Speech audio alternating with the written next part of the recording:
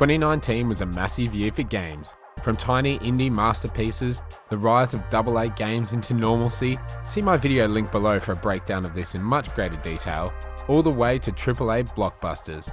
And for me, it's been an absolute pleasure to have so many incredibly creative developers create so many phenomenal games for players to enjoy. So, here's my list for the top 10 best games of 2019.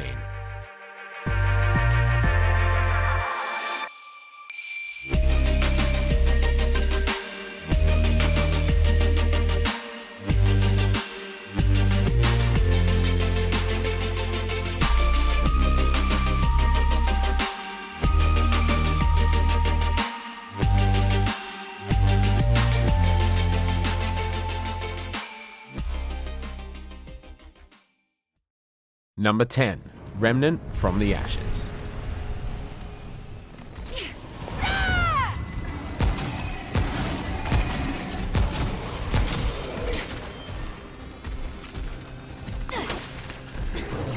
Remnant from the Ashes was a big surprise for me when it released in August, and it kind of flew under the radar before release, but I have a great appreciation for this game. Remnant is a mix of so many genres: third-person shooter, procedurally generated sort of roguelike, Souls-like, and cooperative looter shooter, and it actually does them all very well. The game is pretty difficult and it will crush you if you make mistakes, especially against the game's terrifying bosses, but its similarities to the Souls series don't end there, with a big focus on dodge mechanics, iframes, healing flasks, and checkpoints akin to bonfires. Remnant is also meant to be nearly endlessly replayable, and once you're done with one run through of the story, you re-roll your campaign and start New Game Plus, only to do it all again with different bosses, different levels that change due to the game's procedural nature, and the ability to unlock different weapons depending on the way you kill the game's world bosses too. It's a lower budget game, but it's just really enjoyable, and I think the only issue I have with it so far is that it doesn't yet support crossplay, but hopefully will in the future. But now that it's on Xbox Game Pass, I'm sure it's got a pretty big community enjoying this title. It's definitely worth the price of entry though if you buy it outright at around $50 Australian, and there's loads of room to expand upon with DLC down the track too.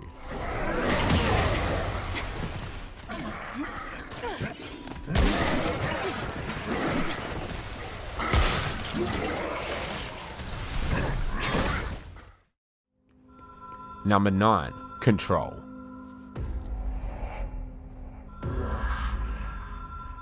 Whoa, have we been here before? Remedy have made some great games over the years, but Control is definitely my favourite of their releases. This game is packed full of immensely fun action, with a gripping combat system and a handful of powers that are instantly enjoyable, especially with its brutalist backdrop and huge level of destructibility as you explore the weird and wonderful Oldest House. The story is trippy and abstract, and despite being somewhat let down by the game's ending, the journey to get to that conclusion far outweighed any negativity I have to say about Control. The level design is superb, and uncovering the secrets of the Federal Bureau of Control and the Oldest House is entrancing at times. Even Control's optional bosses are some of the best combat encounters throughout your playtime, with a story that leaves you confused and guessing to the nature of the Bureau, the hiss enemy, and the objects of power that inhabit its walls. Control is a great single-player experience very much worthy of your time.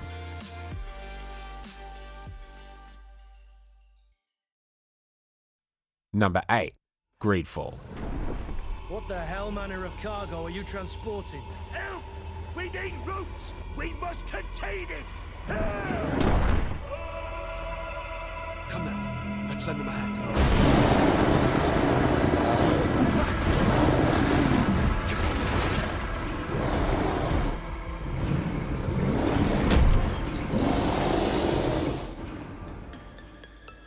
If Remnant from the Ashes was a surprise to me, then Greedfall was an absolute shock.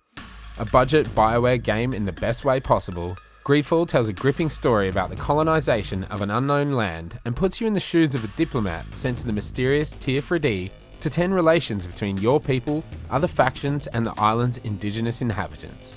Your companions are interesting, the story is full of intrigue, and the world building is fantastic, and it's held together by great writing and performances from its voice actors. Combat is fluid and fast, giving you access to melee and ranged weapons, as well as magic, and the loot system is much like Dragon Age.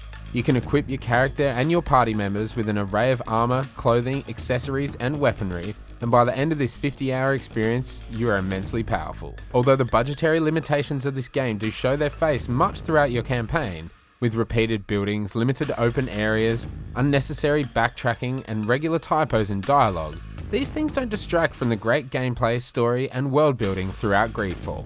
If you're craving a BioWare game and are disappointed with their recent outings, Greedfall is a great game that captures the decision-based gameplay and character relationships that BioWare are so well known for. I'm excited for what Spiders do next. This site is sacred and taboo. Everyone knows where it is, but no one ever comes here. All these colors are so beautiful. I never would have imagined that they could create something so delicate. Who are you talking about? Of those who built these lodgings, that my ancestors vanquished in a past war. You know who they were?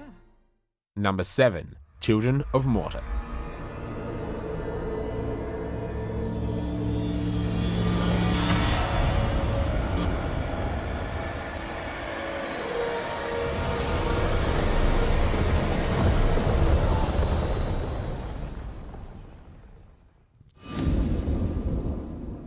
Margaret awoke, startled, a cold sweat clinging to her. She gathered her thoughts.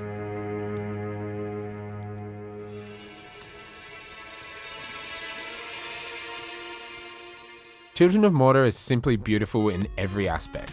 Its incredible pixel art style and gorgeous color palette, its moving story of the Bergson family, and its wonderful gameplay all make up one of the best indie experiences this year. It's a roguelite without the punishing loss of progress, but that is complemented in its gameplay with some really great storytelling, all narrated beautifully in the process. The game's procedurally generated areas are full of secrets to uncover, great little story vignettes, and tons of enemies to defeat with your arsenal of weapons and abilities. And each of the Bergsons plays entirely differently, giving you freedom to how you approach the different levels. The game is also tough at times and makes you think about how to approach different scenarios, and it teaches you as you make mistakes and send your character back home to start another run. In between all of the great gameplay is a really lovely story that deserves to be recognized as one of the sweetest and most personal from 2019. Although in the safety of the Bergsons' house, the young cub was not yet free from danger. Exhaustion racked the animal's body, its chest heaving for even the smallest of breaths. Number 6. Death Stranding.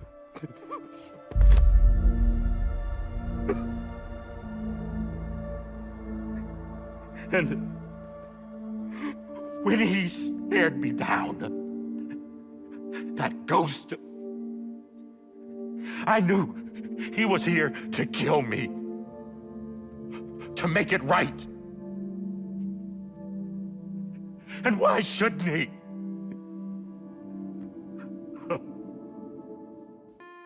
One of, if not the most divisive game of the entire year, Death Stranding is a game unlike any other. Even though I've never played a Hideo Kojima game in my life and I have no loyalty to the man's previous creations, this is a title I just couldn't put down. Yes, it's weird, yes, it's pretentious, and yes, it has a gameplay loop that in its base form is a fetch quest simulator, but there's just something special about the way Death Stranding plays, its story, and its incredible eventual conclusion. The story of Sam Porter Bridges in his reluctant quest to connect America via the chiral network is one where you're constantly progressing your equipment to help you traverse the beautiful and occasionally hypnotic terrain that spans the huge open world that Kojima Productions have created. And although many parts of the game can be laborious, and the combat is absolutely god-awful most of the time, so much so that I completely avoided it whenever physically possible, the story that unfolds around Sam and the questions it leaves you asking make up for the game's downfalls. The ending of Death Stranding is just so super impactful. The music is wonderfully embedded throughout the story, the game world is incredibly detailed, and the mysteries of the Death Stranding and the BTs and everything else along the way make this a game that really just has to be played to understand. Some may call it boring, although I tend to disagree, but Death Stranding is just so unique and truly deserves high praise. Number 5. Katana Zero.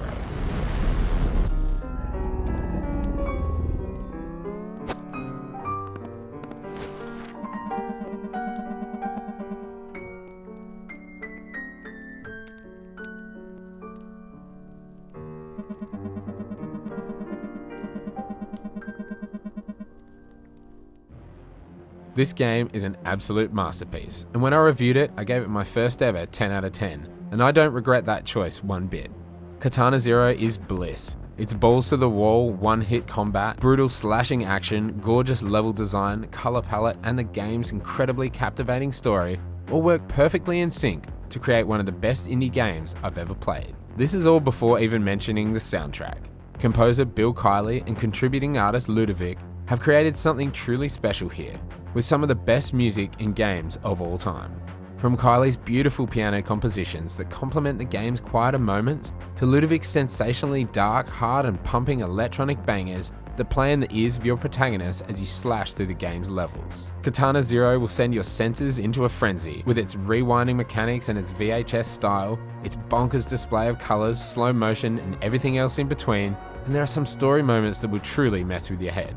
I cannot recommend this game enough, and the fact that it was developed by one person still blows my mind.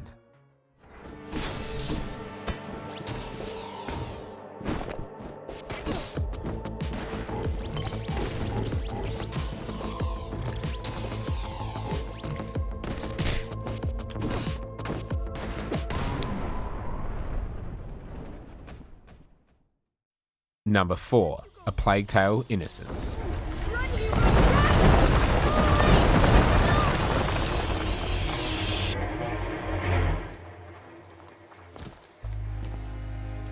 We did it.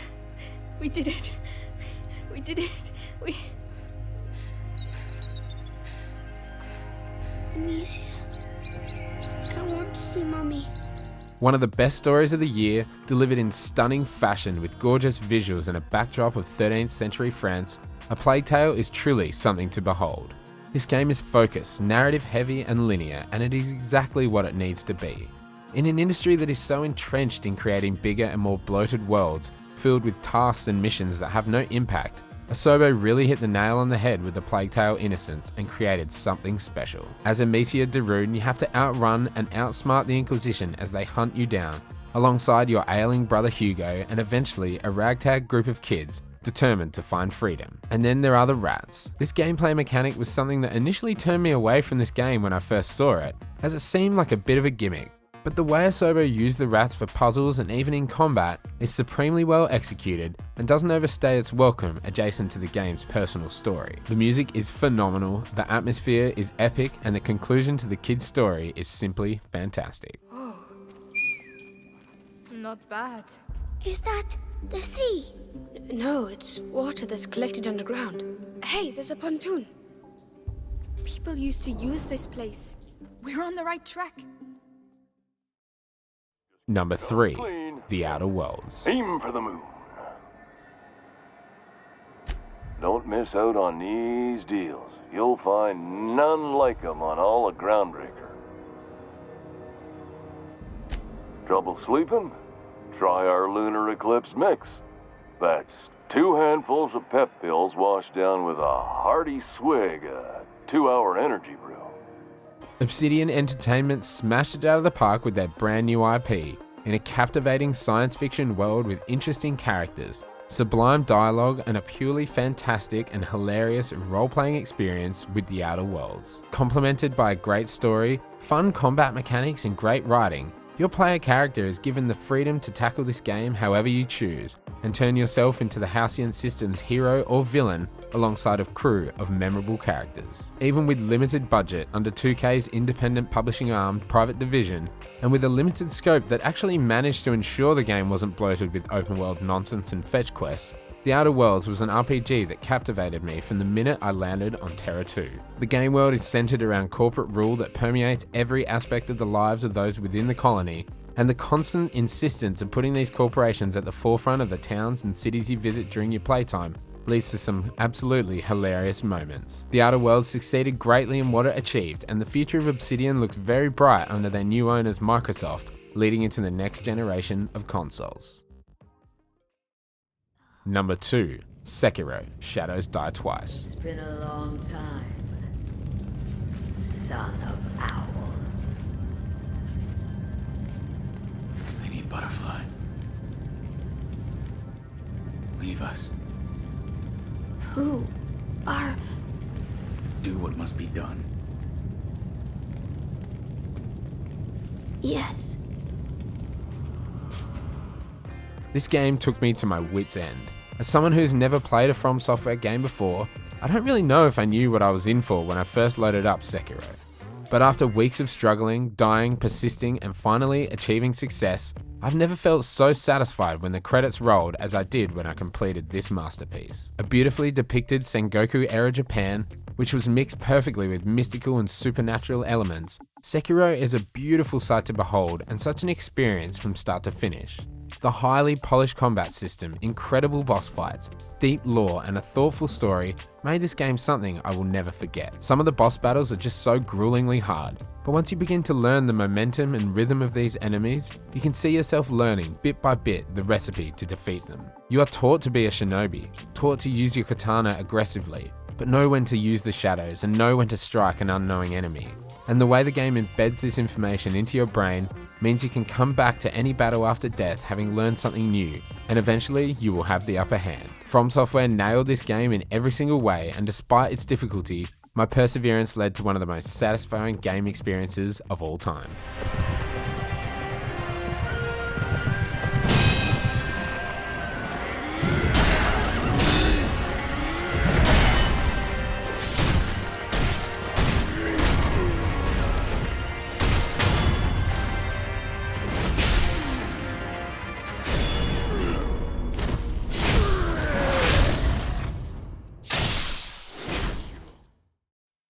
And the Direckt Gaming 2019 Game of the Year goes to Star Wars Jedi Fallen Order. Found you again! You're done hurting this world. I don't know what's got second sister thinking you're so important. She likes her souvenirs, but I'm not in it for the memories, and honestly, you're not worth my time. So let's make this quick.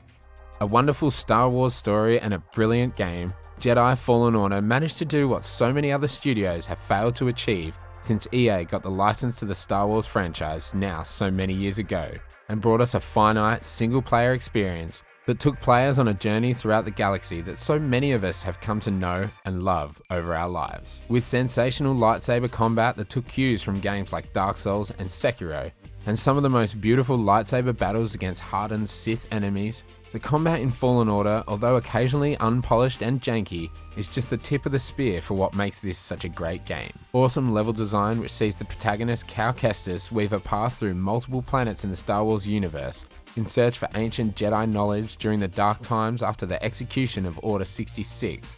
A great cast of characters that are all brilliantly acted, and a joyous companion in BD1 all complement the game's incredible story. The feeling of being a Jedi has never been so well executed, and there are some moments that will leave Star Wars fans like myself cheering, screaming, or nearly tearing up throughout this wonderful journey. This kind of story to me is what made the expanded universe books so captivating when I was growing up, and it's something that has been truly missing from the Star Wars franchise for many, many years. This is one of the greatest Star Wars games of all time in my opinion, and has left me craving for a sequel from Respawn Entertainment. Jedi Fallen Order takes the top spot for my Game of the Year in 2019.